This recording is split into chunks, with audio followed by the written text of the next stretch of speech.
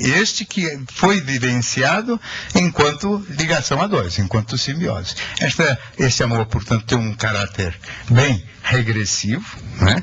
Ele tem características sempre extremamente infantis. Dentro desta visão também, o primeiro objeto do amor de todos nós é a nossa mãe, e os outros objetos adultos, entre aspas, substituem a figura da mãe, com as mesmas características, e às vezes até com o mesmo vocabulário. É bonzinho, fofinho, etc. Né? Então, enfim, todos esses ruídos infantis típicos dos discursos amorosos. E o próprio discurso amoroso não é diferente daquele que um bebezinho, se falaria para a mãe, né? Eu sem você morro, eu não existo sem você. Pura verdade para o bebezinho. Para os adultos não é bem assim, né? Mas para os bebezinhos é verdade.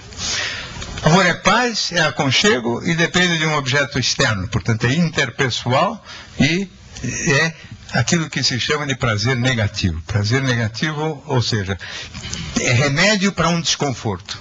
O indivíduo, quando está sozinho, assim como o bebezinho, sente uma sensação de desamparo, de vazio, que só se atenua na presença do amado.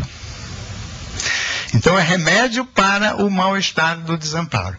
O aconchego é remédio para o desamparo. Por isso, prazer negativo. Tira o indivíduo do buraco para o zero. Né? Não é prazer também, porque do buraco para o zero é mais ou menos como da doença para a saúde. Né? A saúde é um prazer negativo. Ninguém acorda todo dia feliz, tipo, oba, estou com saúde. Né? As pessoas esquecem que têm saúde, só lembram da saúde depois que ficam doentes. E aí sim, a saúde é um enorme prazer, porque é o fim da dor da doença. Então prazer negativo também. Assim é o amor. O sexo não tem nada a ver com isso. O sexo surge, e as primeiras manifestações, isso todo mundo está de acordo, inclusive os psicanalistas, que eles não acham nada disso do amor. Então isso aqui é tudo eu que acho. Eu posso estar errado, hein? Então, eu só acho que é uma boa ideia minha, né?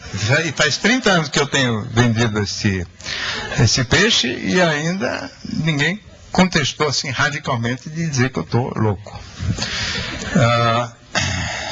O sexo é completamente diferente. O sexo é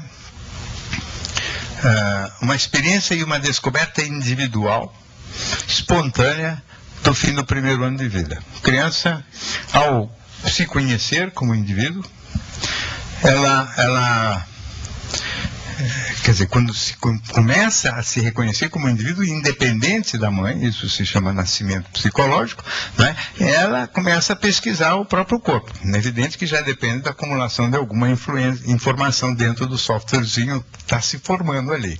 E nessa descoberta da sua identidade como indivíduo separado da mãe, ela descobre que o toque de certas partes do corpo provoca uma sensação de excitação muito agradável.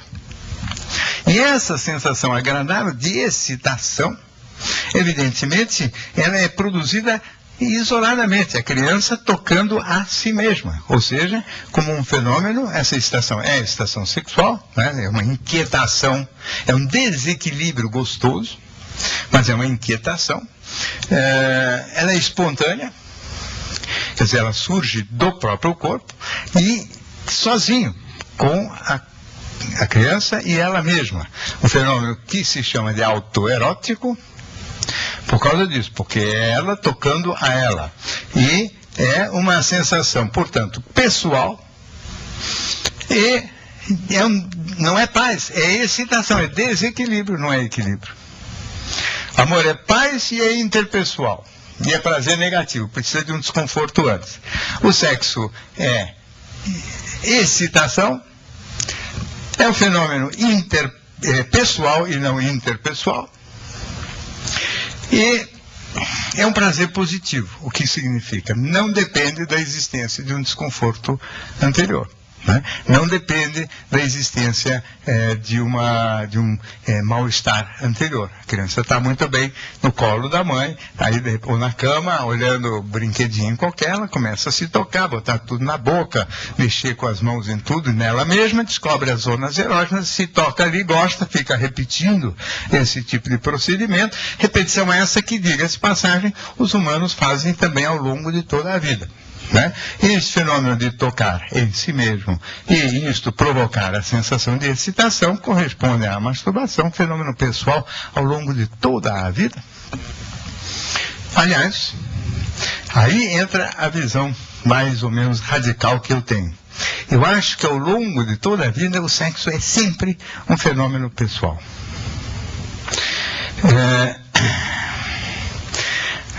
Vamos ver se eu consigo transmitir isso para vocês. Esse é o segundo ensaio do livro, e, na minha opinião, um dos mais relevantes, porque ele quebra totalmente a crença, né? A crença é que existe relação sexual. Eu estou falando que não existe relação sexual, né? Essa expressão, não existe relação sexual, já foi usada por um outro psicanalista, o Lacan, mas num contexto que não é exatamente esse. De todo modo, a ideia é de que o fenômeno é absolutamente individual, mesmo quando na vida adulta existe o desejo visual, por exemplo, masculino. Quer dizer, um homem olha um corpo feminino e fica com desejo. Mas não é que tem desejo por aquela mulher. Parece que aquela pessoa, ou aquele corpo, aquela imagem, desencadeia um processo de excitação dentro da própria pessoa, né? E que até certo ponto é independente daquela criatura, não daquela imagem, mas daquela criatura tanto que, principalmente na puberdade e adolescência, e todos os homens sabem disso também, esta outra pessoa que provoca a excitação pode ser uma fotografia. E é difícil imaginar que existe uma relação interpessoal entre o adolescente e a fotografia.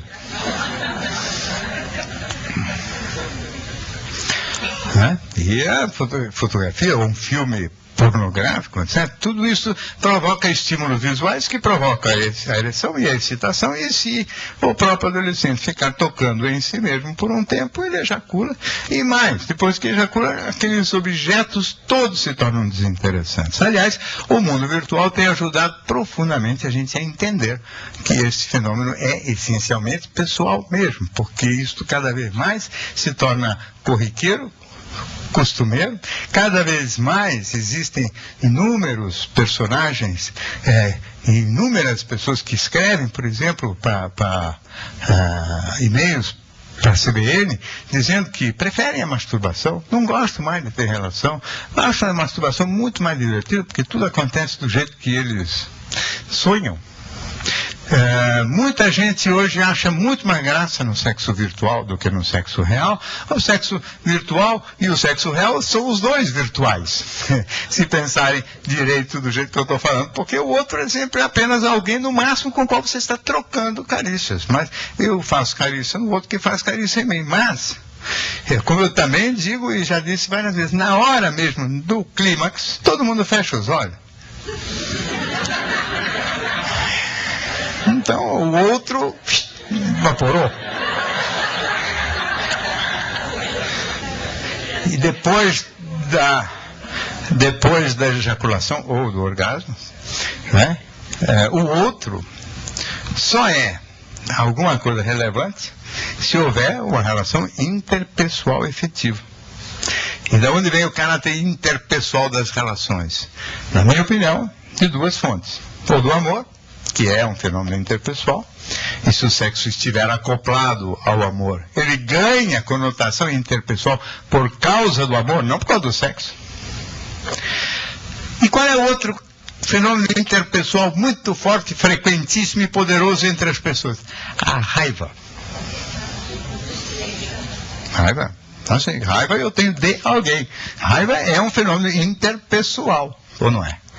Ninguém tem raiva generalizada, a não ser algumas pessoas muito, talvez, mas eu digo, normalmente a raiva tem objeto definido, então raiva tem objeto.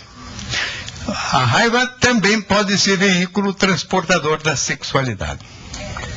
Infelizmente, na nossa cultura, a raiva costuma transportar a sexualidade com muito mais frequência do que o amor.